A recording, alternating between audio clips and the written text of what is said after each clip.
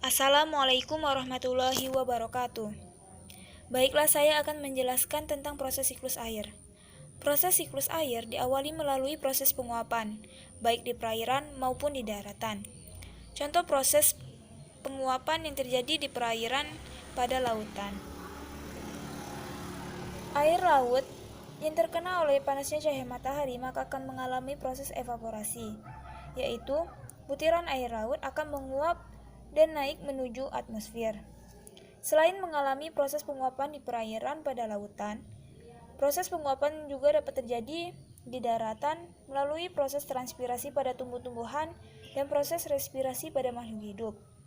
Ketiga proses ini akan membentuk sekumpulan uapan air atau yang disebut dengan awan. Awan yang dibentuk oleh proses evaporasi, proses transpirasi, dan proses respirasi, lama-kelamaan awan tersebut akan semakin bertambah beratnya atau semakin bertambah masanya.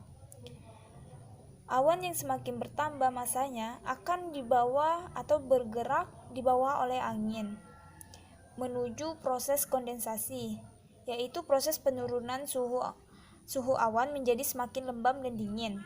Setelah mengalami proses kondensasi, awan tersebut akan mengalami proses presipitasi, yaitu awan mencair menjadi butiran air dan selanjutnya menetes sebagai air hujan ataupun air salju. Air hujan yang jatuh bisa di daratan maupun di lautan. Air hujan yang jatuh di daratan dapat langsung dimanfaatkan oleh makhluk hidup untuk memenuhi kebutuhannya.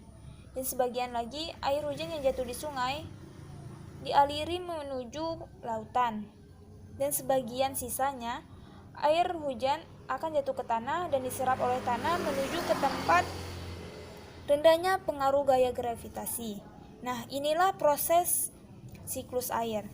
Proses ini akan terjadi secara terus-menerus. Dan proses ini terjaminnya air di permukaan bumi. Sekian, terima kasih.